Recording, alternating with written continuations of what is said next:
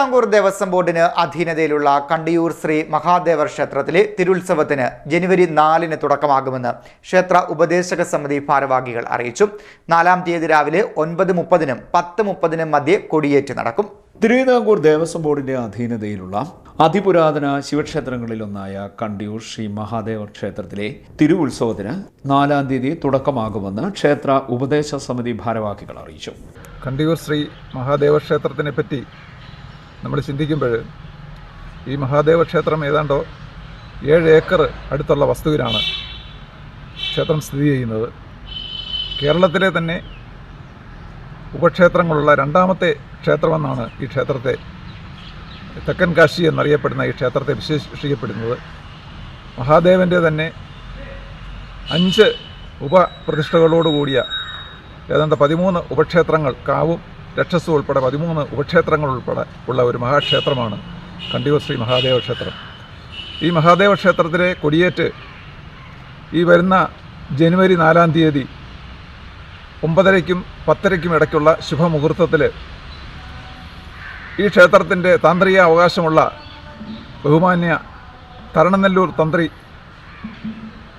അദ്ദേഹത്തിൻ്റെ കാർമ്മികത്വത്തിൽ കൊടി കയറി 13-ാം തീയതി 10 ദിവസത്തെ ആറാട്ടോടുകൂടി സമാപിക്കുകയാണ്. ആറാട്ടിന് ശേഷം പിറ്റേ ദിവസം 14-ാം തീയതി രാവിലെ മഹാദേവനെ സ്മരിച്ചുകൊണ്ടുള്ള കളഭാഭിഷേകം, അത് വളരെ പ്രധാനപ്പെട്ടതാണ്. കളഭാഭിഷേകം നടത്തുന്നു. കളഭാഭിഷേകത്തിന് ശേഷം സമൂഹ സദ്യ. ഇതോടുകൂടി പിന്നെ ഇവിടുത്തെ ചില ഭക്തർ അന്ന് സന്നിധാനത്തിൽ കുത്തിയോട്ട ചുവടുകൾ നടത്താമെന്ന് സമ്മതിച്ചിട്ടുണ്ട്. അപ്പോൾ ആ പരിപാടികൾ നടക്കുന്നു. അപ്പോൾ ഇത്രയും കർമ്മങ്ങൾ കൊണ്ട് ഈ ഉത്സവം, ഈ ക്ഷേത്രത്തിലെ ഉത്സവം പര്യവസാനിക്കുകയാണ്. അതുപോലെ തന്നെ ഈ ക്ഷേത്രത്തിൻ്റെ ഉത്സവവുമായിട്ട് ബന്ധപ്പെട്ട് ധാരാളം ഭക്തജനങ്ങൾ കേരളത്തിൻ്റെ വിവിധ ഭാഗങ്ങളിൽ നിന്ന് അറിഞ്ഞ് ഇപ്പോൾ എത്തിക്കൊണ്ടിരിക്കുകയാണ്.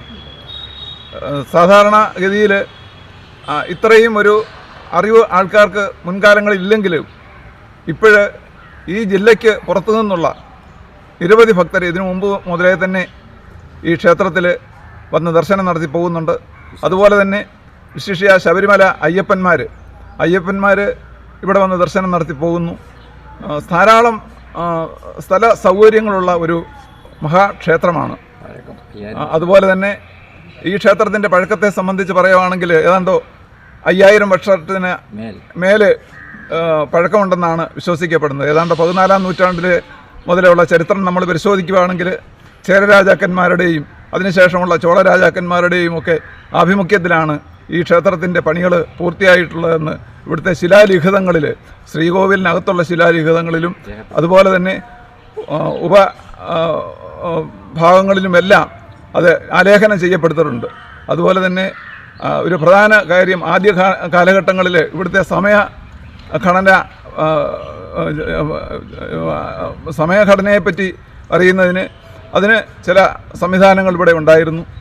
അപ്പം അങ്ങനെയെല്ലാം വളരെ അറിയപ്പെടുന്ന ഒരു ക്ഷേത്രമാണ് കണ്ടിയൂർ ശ്രീ മഹാദേവ ക്ഷേത്രം.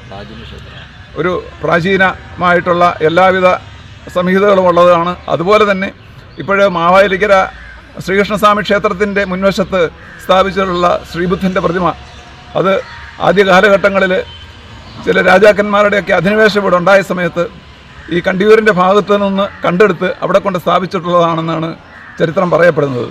അങ്ങനെ വളരെ പ്രശസ്തിയുള്ള ഒരു ക്ഷേത്രമാണ് കണ്ടിയൂർ ശ്രീ മഹാദേവ ക്ഷേത്രം. 4-ാം തീയതി മുതൽ 13-ാം തീയതി വരെയാണ് തിരുവുത്സവം നടക്കുന്നത്.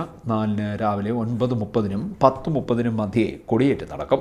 തന്ത്രി നെടുമ്പള്ളിൽ തരണനെല്ലൂർ NP ഗോവിന്ദൻ നമ്പൂതിരി മുഖ്യ കാർമ്മികത്വം വഹിക്കും. പള്ളി ഉണർത്തൽ, നിർമ്മാല്യ ദർശനം, ഹരിനാമ കീർത്തനം, അഷ്ടദ്രവ്യ മഹാഗണപതി ഹോമം, ഭാഗവത പാരായണം, പഞ്ചാരിമേളം, നൃത്യങ്ങൾ എന്നിവ നടക്കും. ഉച്ചയ്ക്ക് 12:30-ന് അന്നദാനമുണ്ടാകും. തുടർന്ന് 2 മണിക്ക് നാരായണീയ പാരായണം, തിരുവാതിര, സോപാന സംഗീതം, ദീപാരാധന, ദീപക്കാഴ്ച, നിറമാല, നൃത്തനൃത്യങ്ങൾ എന്നിവ നടക്കും. രാത്രി 9 മണി മുതൽ ഭജൻസ് അരങ്ങേറും. ക്ഷേത്ര ഉപദേശ സമിതി president V Sasidharan Nair, secretary Ambilikumar എന്നിവർ ഉത്സവത്തെക്കുറിച്ച് വിശദീകരിച്ചു. CDNet news, Mavelikkara.